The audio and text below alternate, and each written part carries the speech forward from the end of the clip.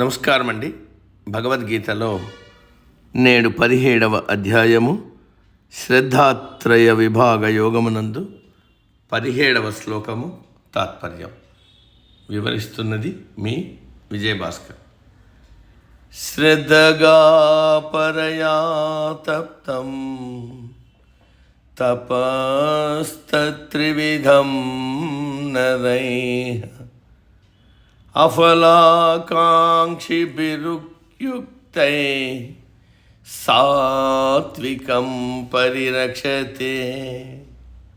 తాత్పర్యం: మానవుల చేత ఫలాపేక్ష లేకుండా అమితమైన శ్రద్ధతో నిశ్చలమైన మనస్సుతో చేయబడే శారీరక వాచిక మానసిక తపస్సులను సాత్విక తపస్సు అని అంటారు. పైన శారీరక వాచిక మానసిక తపస్సులను గురించి చెప్పాడు.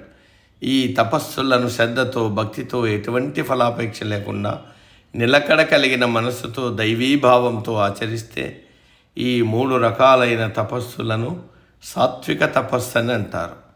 అంటే తపస్సులలో కూడా 3 రకాలు ఉన్నాయి. అవి సాత్విక, రాజసిక, తామసిక తపస్సులు. అందులో సాత్విక తపస్సు 3 రకాలు. అవే శారీరక, వాచిక, మానసిక తపస్సు. ఈ సాత్విక తపస్సుకు ఉండవలసిన లక్షణాలు ఏవంటే, ఏ పని చేసినా శ్రద్ధతో చేయాలి, ఫలాపేక్ష లేకుండా చేయాలి, నిర్మలమైన మనస్సుతో చేయాలి. అప్పుడు అది సాత్విక తపస్సు అవుతుంది.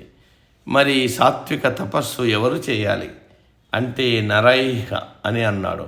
నరులు అంటే కేవలం పురుషులే కాదు, మానవులు అందరూ, స్త్రీలు పురుషులు, కులము జాతి భేదం లేకుండా చేయవచ్చు. ఎటువంటి ఆంక్షలు లేవు. ఇది మగవాళ్ళే చేయాలి, ఆడవాళ్ళు చేయకూడదని కొంతమంది తమ సొంత భావాలు ప్రకటిస్తూ ఉంటారు. కానీ పరమాత్మ మాత్రం మానవులలో ఎటువంటి భేదబుద్ధి ప్రకటించలేదు అనే విషయాన్ని మనం గమనించాలి. కాబట్టి ఈ తపస్సులను ఎవరైనా ఆచరించవచ్చు. నేటికి సమాప్తం. తదుపరి శ్లోకం రేపటి రోజు.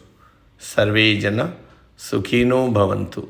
అందరూ బాగుండాలి, అందులో మనం ఉండాలి.